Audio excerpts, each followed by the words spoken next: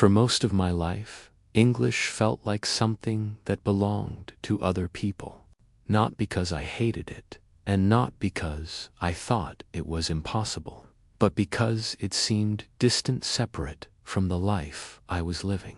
English existed in movies, in books, in conversations between confident people who sounded like they knew where they were going. My life, on the other hand, felt much smaller and quieter. I grew up learning English the way many people do. I memorized words for tests. I studied grammar rules that made sense on paper but disappeared the moment I tried to speak. When exams ended, English slowly faded out of my daily life. I didn't notice its absence. Everything important could be said in my own language, and many things didn't need to be said at all. Over time, I became comfortable with this distance. I built a life that worked without English. I had routines. I had responsibilities. I knew what was expected of me, and I learned how to meet those expectations well enough. From the outside, nothing seemed missing. I was functioning. I was stable. I was doing what needed to be done. But stability has a way of quietly narrowing your world. Without realizing it, I began to avoid situations where I might feel incompetent. I chose familiarity whenever possible. I stayed inside systems I understood. English represented uncertainty, and uncertainty felt unnecessary. I told myself I would come back to it later, when life was calmer, when I felt more confident, when I had more time. Years passed without announcement. I became older, but not braver. I became more careful, not more curious. English remained far away because I didn't see a reason to bring it closer. My life was manageable without it, and manageability felt like success. There was also fear, though I rarely admitted it. Fear of sounding foolish. Fear of making mistakes in front of others. Fear of being exposed as someone who didn't know enough. Speaking English meant stepping into that fear openly, and I wasn't ready for that. So I avoided it quietly, telling myself I was simply being realistic. I admired people who spoke English well. They seemed open to the world in a way I wasn't, but admiration stayed at a distance. I didn't imagine myself becoming one of them. That kind of change felt too big, too risky, too late. My days continued. Work, routines, repetition. Life didn't feel painful, but it didn't feel alive either. I wasn't unhappy. I was just moving through time without much curiosity. English stayed outside my life because I hadn't yet reached the point where staying felt uncomfortable.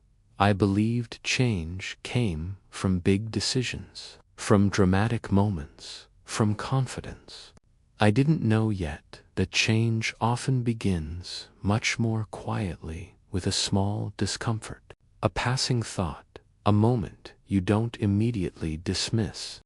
English was still just a language I once studied and then left behind. I didn't imagine it would have anything to do with who I would become. I didn't know yet that one ordinary moment, simple, unplanned, and easy to ignore, would slowly begin to pull English closer to my life. That moment had not arrived yet, but it was closer than I thought.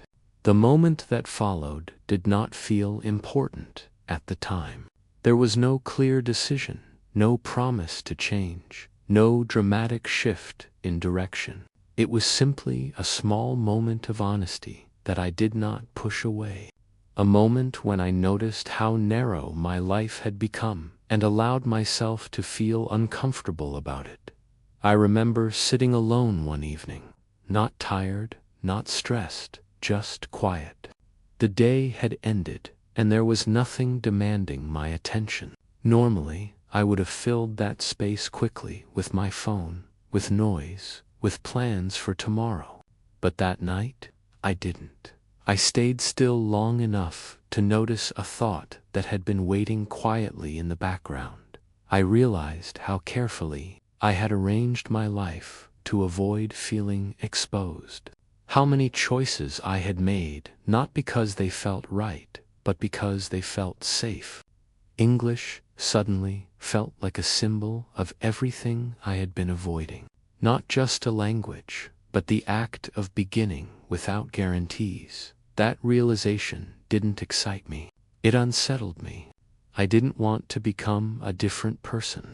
I didn't want to disrupt my life. But I could no longer pretend that avoiding uncertainty was neutral.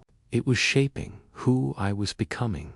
I didn't decide to learn English. That would have felt too large, too demanding. Instead, I made a much smaller decision. I decided to stay with discomfort a little longer than usual. I decided not to turn away immediately. The next time I came across an English story, I listened. Not actively, not with intention. I simply let it play.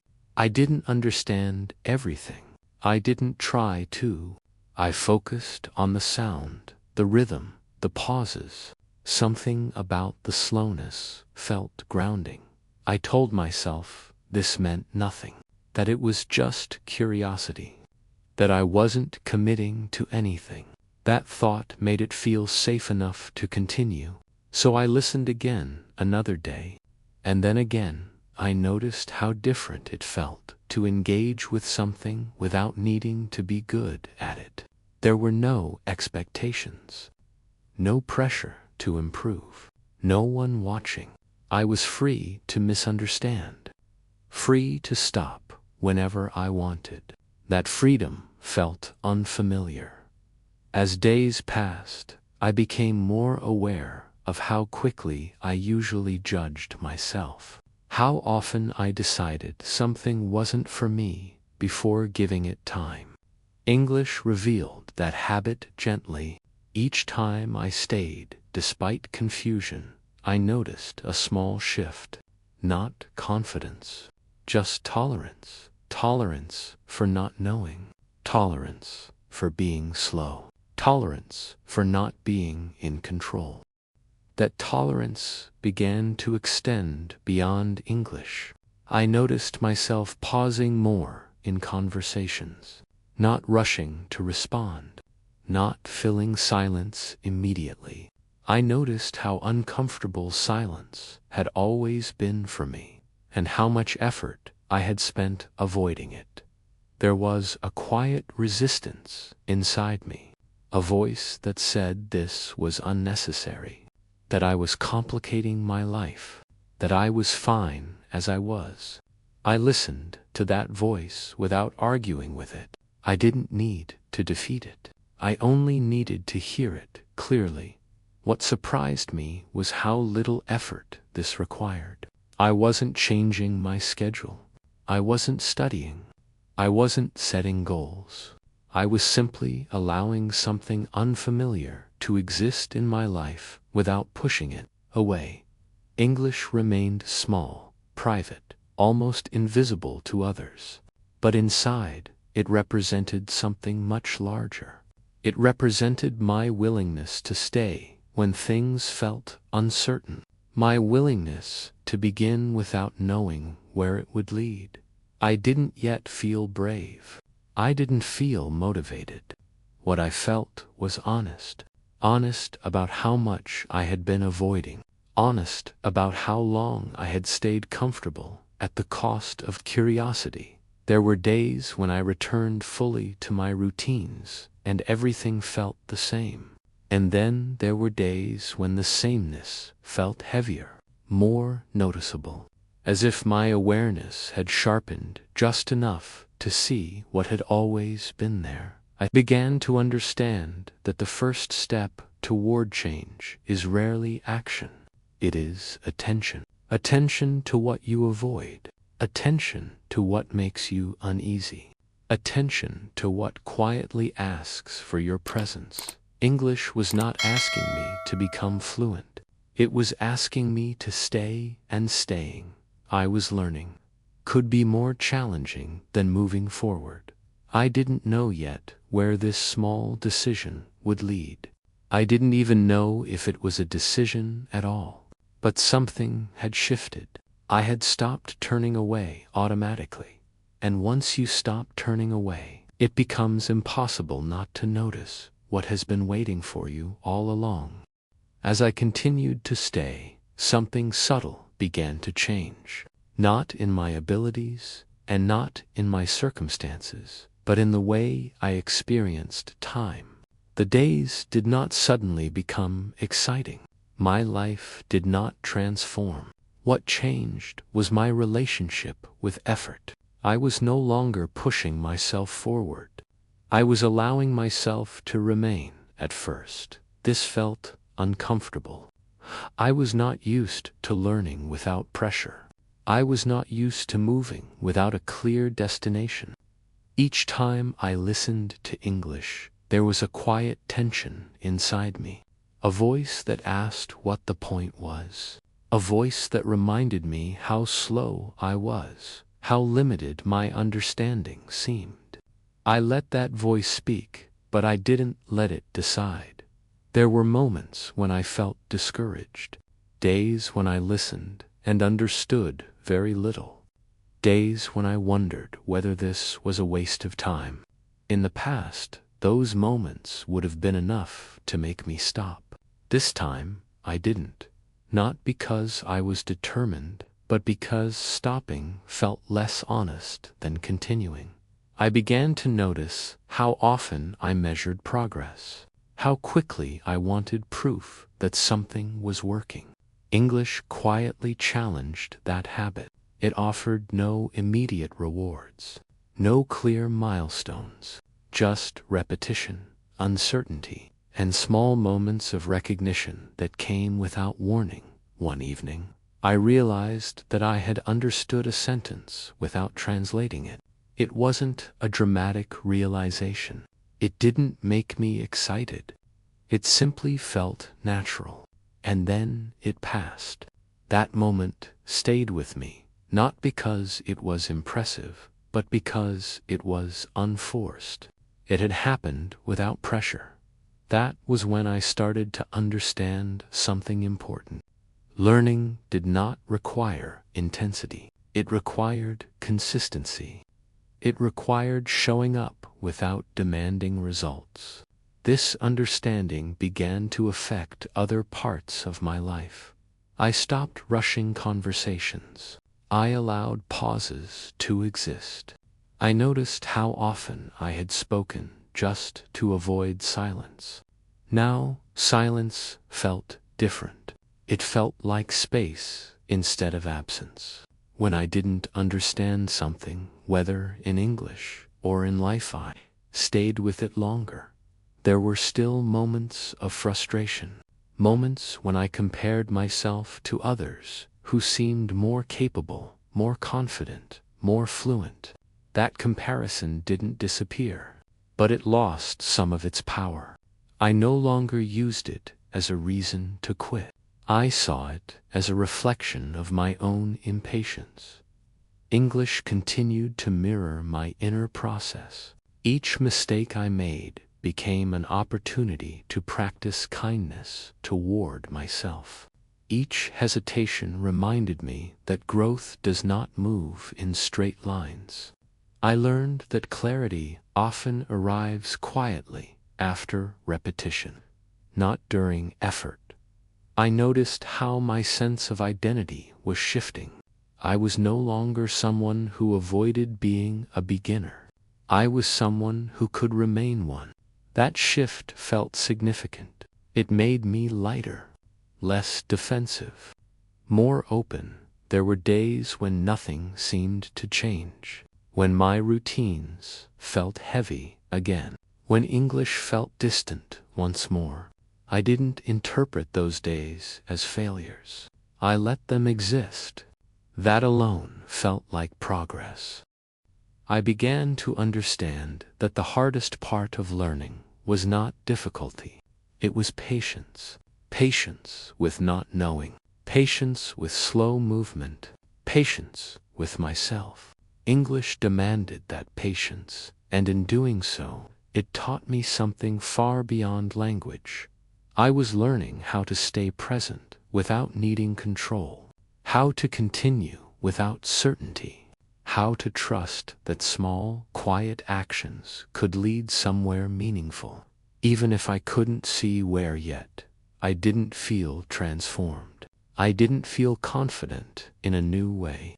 What I felt was steadiness, a sense that I no longer needed to escape discomfort immediately, that I could sit with it and remain intact. The door that had opened earlier was no longer just open. I was standing inside the space it created, not rushing forward, not turning back, simply staying, and staying, I was beginning to realize, was already changing me. At some point, without any clear signal, I stopped thinking of English as something I was working on. It became something that simply existed in my life. Not every day, not in a disciplined way, but regularly enough that it no longer felt foreign. It was there, quietly, like a background sound I had finally learned how to listen to. I noticed that I was no longer asking myself how fast I was progressing. I no longer counted days or measured improvement. The urgency had faded, and with it, much of the fear. English had stopped being a test.